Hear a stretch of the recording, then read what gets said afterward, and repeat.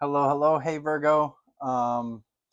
So I actually just finished your read, and when I was getting ready to post it, I realized that the sound cut out probably like three-quarters of the way through. So instead of doing a whole new read and risking like losing this message, I think what I'm going to do is do a brief recap of the part that got cut out and then post the two videos together.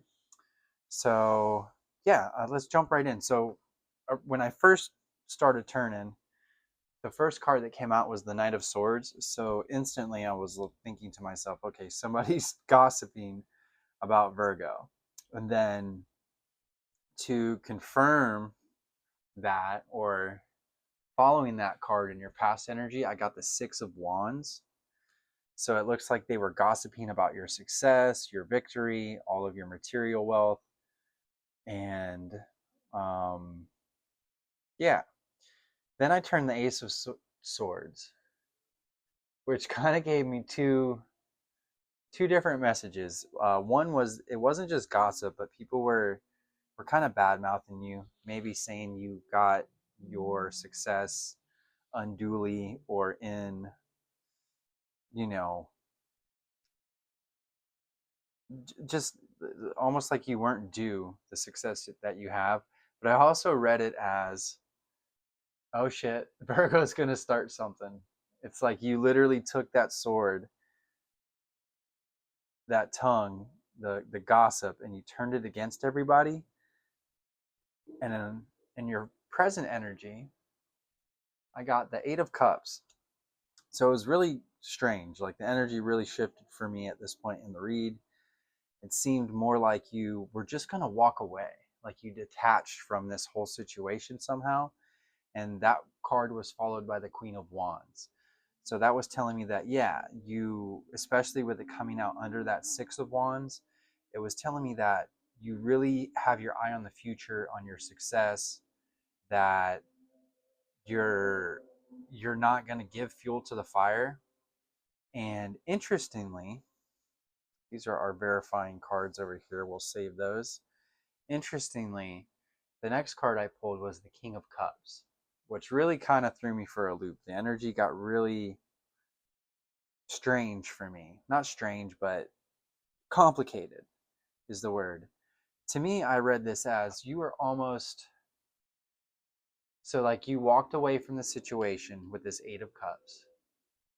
Originally, I felt like this was an actual walking away, but later on, as you'll see in the read, it was more like emotional detachment when you realize these people were speaking badly about you, but you still stayed in that circle. It's like you didn't overreact. You stayed true to yourself. Like you were still very tolerant, very giving, a very kind, supportive person, a good, just a good all around friend. And then in your future energy, the first card that I turned was the Nine of Wands. And for me, there was just a little bit of a hint of depression and sadness in this card. But also, if you look at the imagery, you're still resting easy. So it's like you stayed true to yourself despite all of this back talking. And that nine of wands can also talk about boundaries, maintaining, keeping and maintaining boundaries. So immediately after that nine of wands, I saw the tower. And that's when this evolution, this Eight of Cups, this walking away from this gossip and this crowd, this backstabbing energy, you, it was really like you gave all of it time to evolve. Like you didn't, you realized that the gossip could have been gossip, right? So you allowed time to pass so that you could gather more facts. And when you did find out that all of this was true, you initiated this tower moment. So you really put an end. It's like you completely walked away with this Four of Swords. Like it's complete retreat. So if the Eight of Cups is like an emotional pulling back, like you, once you started to hear this negative gossip about yourself, especially that it was coming from the people it was coming from, you you just put your guard up. You didn't completely overreact. You didn't lash out. You didn't stoop to those people's level. You stayed true to yourself. You stayed calm. You remained a good friend. You continued to look towards the future. But once you finally figured out that everything was true, you kept and maintained those boundaries. You initiated this tower moment, the end of this relationship altogether.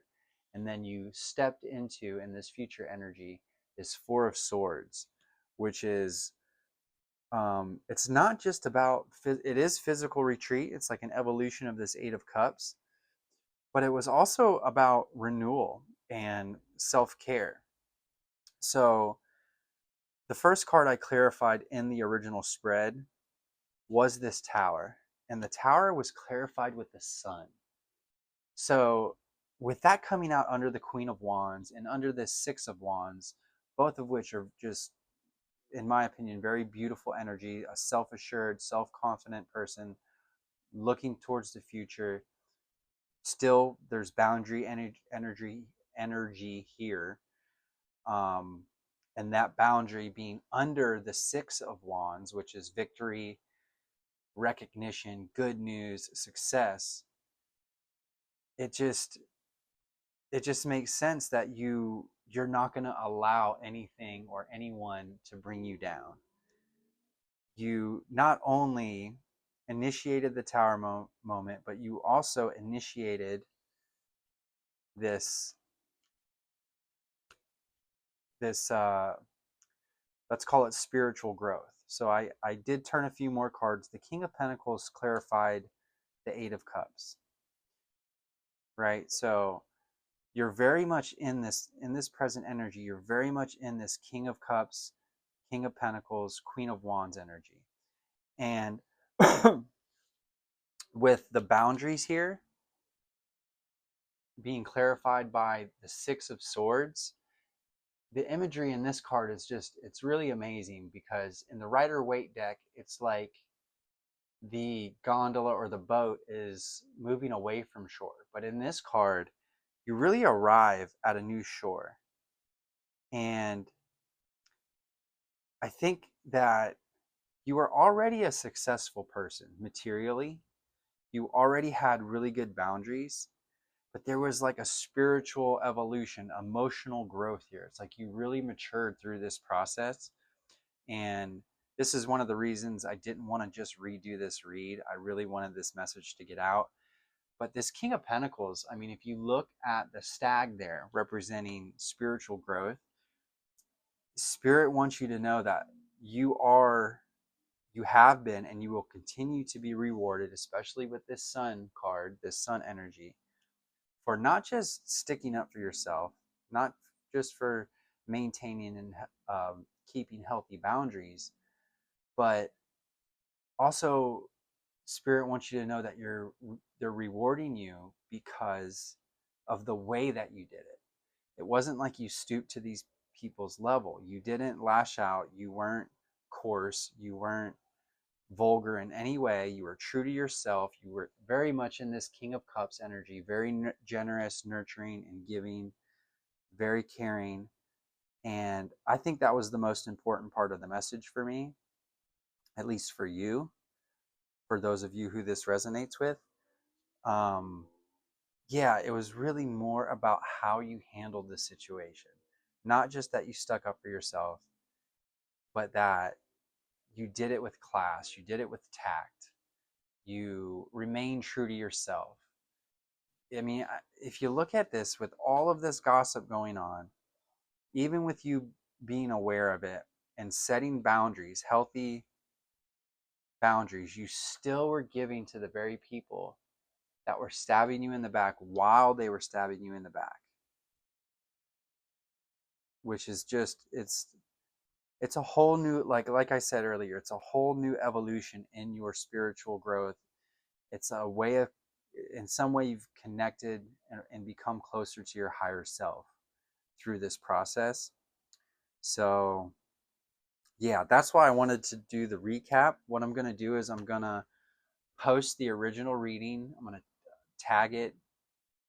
I'm going to post this read or tag this read with that video, and that way you can watch both and get the full message. But yeah, I just thought it was really important that this message got out to you, Virgo. And yeah, thank you again for tuning in, and I hope you all have a wonderful night. Bye.